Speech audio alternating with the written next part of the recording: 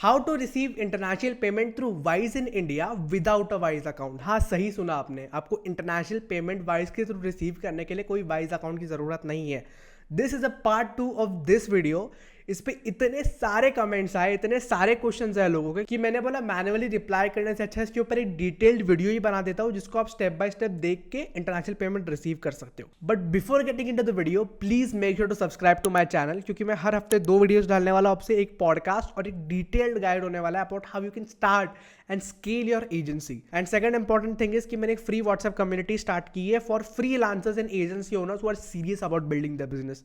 If you are not serious, please don't join that, but if you are serious, please join that. आपको बहुत कुछ सीखने के लिए मिलने वाला है। मैं अपने सारे लेसन शेयर करने वाला हूँ।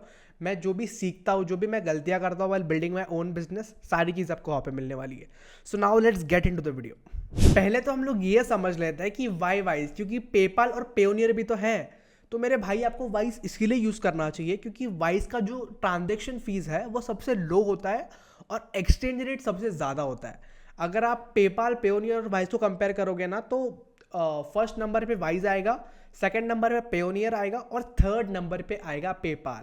बट वाइज के कुछ प्रॉब्लम्स है कि वाइज सारे कंट्रीज में एक्सेप्टेड नहीं है।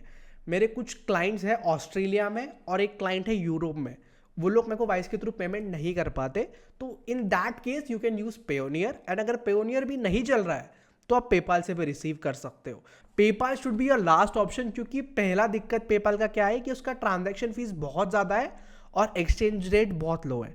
और दूसरी और सबसे बड़ी दिक्कत यह है कि अगर आप बिगिनर हो और आप पेपाल से अपना पहला पेमेंट रिसीव कर रहे हो तो आपको 21 दिन लगते हैं आपके अकाउंट में आने के लिए। वो पेपाल का प्रोसीजर है, 21 दिन लगेगा ही। बट इसको भी आप सरपास कर सकते हो। आप अपने फ्रेंड को बोल सकते हो कि मुझे $10 पेपाल के थ्रू भेजना, तो आपका $10 ही अटकेगा। बट अगर आपका 500 या $1000 अटक गया तो समझो आपका बिजनेस बंद है, क्योंकि आपने किसी फ्रीलांसर को हायर किया होगा या आपका कुछ कॉस्ट होगा या वाईफाई का बिल होगा, कुछ ना कुछ होता ही है, क्योंकि जब भी स्टार्ट करते हैं पैसे नहीं होते हैं। तो ये चीज़ याद रखना, क्योंकि ये गलती बहुत लोग करते हैं। Now let's come to the main point कि हम लोग वाइज ट्रांसफर के थ्रू इंटरनेशनल पेमेंट कैसे रिसीव कर सकते हैं। और इसमें भी जो मोस्ट आस्क्ड क्वेश्चन है वो ये है कि वाइज अकाउंट लगता है क्या इंटरनेशनल पेमेंट रिसीव करने के लिए, क्योंकि इंडिया में तो वाइज बैंड है। तो इसका सिंपल आंसर यह है कि आप बिना वाइज अकाउंट के भी इंटरनेशनल पेमेंट रिसीव कर सकते हो। और मैं भी बिना वाइज अकाउंट के करता हूँ। मेरा वाइज अकाउंट है बट मैं उतना एक्टिवली यूज नहीं करता, तो मैं बस क्लाइंट को अपने बैंक डिटेल्स शेयर करता हूँ। आपको सिंपली आपके क्लाइंट को यह बोलना है कि मुझे वाइज ट्रांसफर के थ्रू बैंक ट्रांसफर कर दो। और बैंक ट्रांसफर के भी 3 तरीके होते हैं, ACH, वायर और स्विफ्ट ट्रांसफर। ACH का प्रॉब्लम क्या है कि इसमें आपको वाइज अकाउंट की जरूरत पड़ती है, यहाँ पे आपको ACH राउटिंग नंबर की जरूरत पड़ती है। बट दूसरे जो 2 तरीके हैं, वायर और स्विफ्ट, इसमें आपको वाइज अकाउंट की जरूरत नहीं है। इसमें आप सिर्फ अपने बैंक डिटेल्स के थ्रू, जो भी आपका अकाउंट नंबर होता है, IFSC कोड होता है, स्विफ्ट कोड होता है, वो सब आप दे के अपने अकाउंट में पेमेंट रिसीव कर सकते हो। वायर और स्विफ्ट में क्या डिफरेंस है? वायर ट्रांसफर के थ्रू अगर आप पेमेंट रिसीव करते हो आपके अकाउंट में विद इन 2 to 3 मिनट्स आ जाता है। अगर आप स्विफ्ट के थ्रू करते हो तो 1 से 2 दिन लगता है। बट दिक्कत क्या है ना, कुछ कुछ कंट्रीज में वायर ट्रांसफर काम नहीं करता है, तो मेरे कुछ क्लाइंट्स मुझे स्विफ्ट ट्रांसफर के थ्रू भी पेमेंट करते हैं। बट भाई, अभी क्लाइंट को ये सब कैसे समझाए, तो मैं जो प्रोसीजर फॉलो करता हूँ उसके बारे में मैं आपको सिंपली एक्सप्लेन कर देता हूँ। मेरा जब भी डिस्कवरी कॉल होता है क्लाइंट के साथ और क्लाइंट इंटरेस्ट दिखाता है और सारी चीज़ें फाइनलाइज हो रही होती है, तभी मैं क्लाइंट से बात कर लेता हूँ कि अब इंटरनेशनल पेमेंट कैसे करते हो। तो मैं उनको समझाता हूँ, भाई अगर आप वाइज के थ्रू मुझे पे करते हो ना, हम दोनों का फायदा है, क्योंकि रियलिटी में वही है। मैं मतलब उनको झूठ नहीं बोल रहा हूँ। अगर वो मुझे पेपाल से पे करते हैं या पेयोनियर से पे करते हैं, उनको ट्रांजैक्शन फीस ज़्यादा देना पड़ेगा और एक्सचेंज रेट भी ज़्यादा देना पड़ेगा। ऐसा नहीं है कि पेपाल सिर्फ मेरे एंड से एक्सचेंज रेट काटता है, क्लाइंट के एंड से भी वो $0.5 ज़्यादा लेगा।